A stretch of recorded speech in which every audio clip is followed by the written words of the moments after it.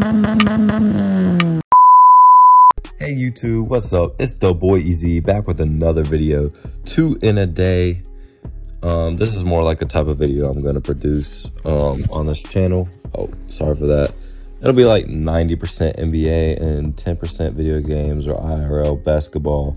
But I'm gonna try to do a short and a 5-ish minute video on the NBA today.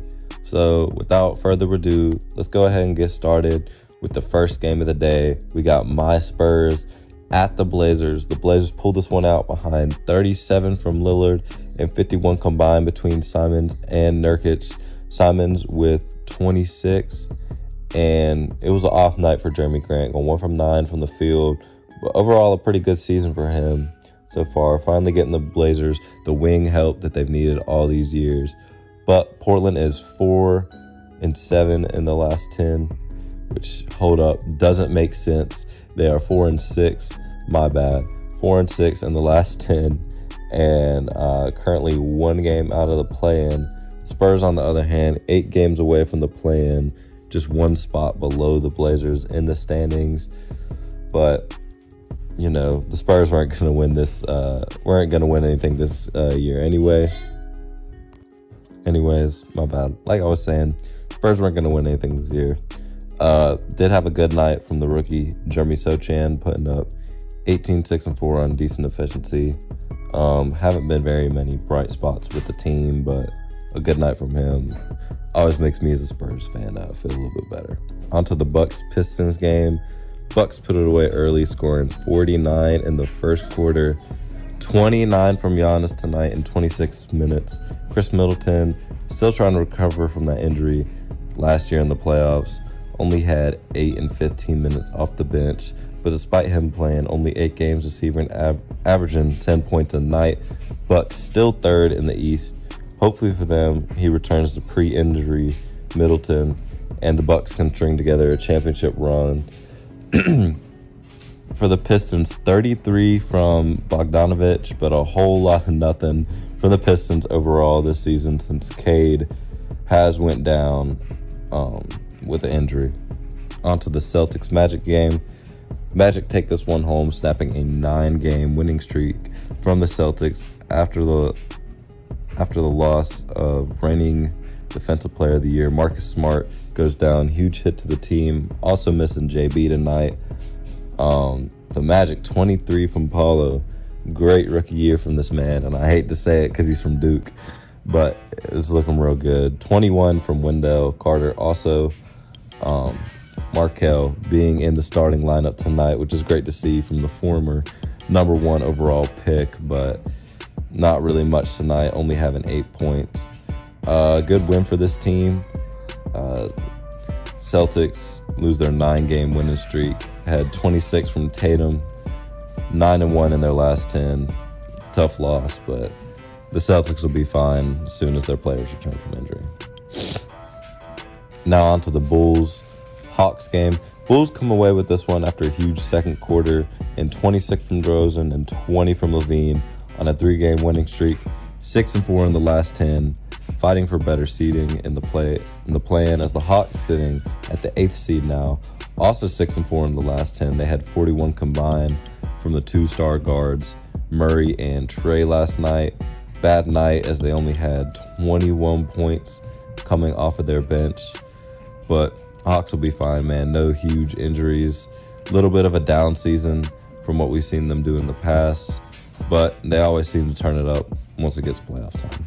On to the Wolves-Rockets game, where the Rockets, after losing 13 straight, take a win versus the Wolves. Jalen Green had a monster 42 points tonight, which is a great thing for the rebuilding Rockets, seeing that young talent do some. Has a 5-point jump from last season, going from 17.5 points to about 22.5 this season. The Wolves front court, D'Lo and Ant combined for 61. Still no Towns.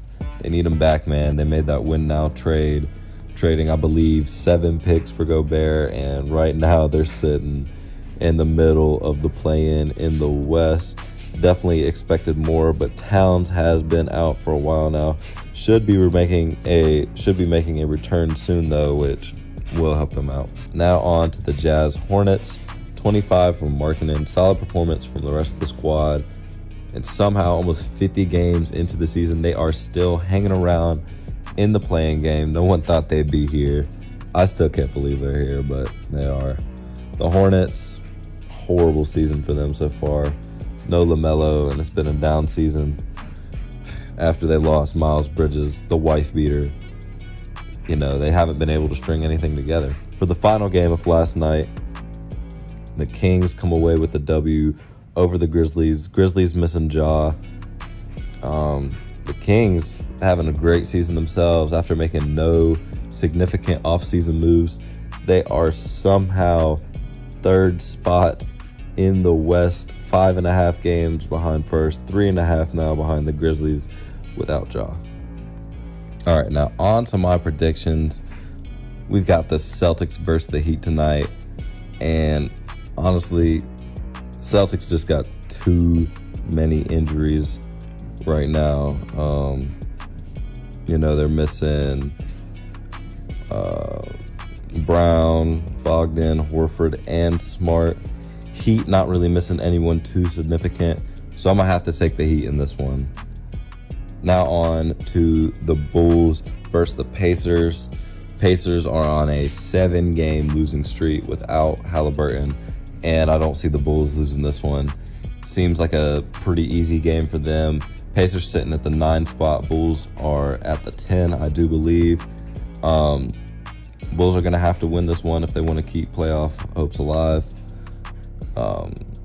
Well, not necessarily, but it would be a pretty bad loss if they do lose this one. So I am definitely going to take the Bulls in this game. Cavs versus the Knicks is a tough one. Donovan Mitchell is on a game time decision right now, and I think with him, they do win. But with stars missing like almost every other game this season, I feel like he's not going to play. So I might have to take the Knicks in this one. Plus, if he does play, the Knicks still do have a good shot. And with no major injuries to the Knicks, I'm just going to have to take the Knicks in this one. I think they're going to pull this one out. Now with the Nuggets versus the Pelicans, a lot of injuries on both sides. MPJ out. Jokic might play. Same with Brandon Ingram, but Zion is out. So I am going to take the Nuggets. They're first in the West. Pels are fourth. They don't have Zion right now. BI probably won't play. Jokic might or might not play. But I'm going to take Murray over McCollum if that is all who plays tonight as far as the stars go. And I feel like the Nuggets have a better... they might be deeper than the Pelicans. I'm not quite sure. I feel like they're pretty evenly matched without the stars playing. Now with the Wizards playing Dallas tonight, I'm going to have to take the Wizards. The Mavs are a rec league team without Luka. And yes, Luka is playing tonight. I'm just saying, without him, they are a rec league team. They're also missing their only other good player tonight, Christian Wood. So I'm just going to take the Wizards. I believe in the Wizards.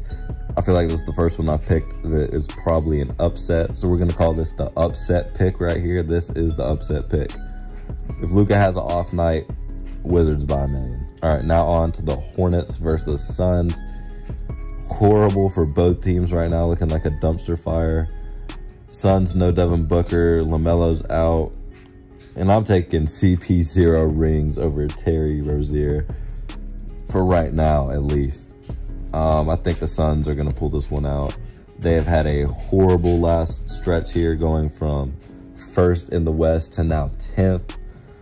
But I think at some point they're going to put it together and at least get back to like the 6th seed. I don't think they'll be in the play-in this year. I think they'll be able to get out of it. Now with the Clippers versus the Lakers, I'm taking the Clips. Bron has been outstanding recently, like amazing. But Kawhi is looking better by the day, and AD's out, and PG's healthy. So I just got more faith in PG and Kawhi than Bron and Westbrook. Bron has played amazing, and I mean, there's really nothing he can do without AD. Westbrook might have a big night, Bron might have a big night, but I think they can still both have a big night, and the Clippers still win. Clippers were my favorites coming into the year. They're about like the 8th seed right now, but I think they can pull it together. And then by playoff time, they'll be able to beat some of those top teams in the West. If they have to, they might get an early round exit, but I still believe in them. But anyways, if you enjoyed, leave a like, subscribe. If not, you know, you could do it anyway, but it's up to you. Peace out. Much love.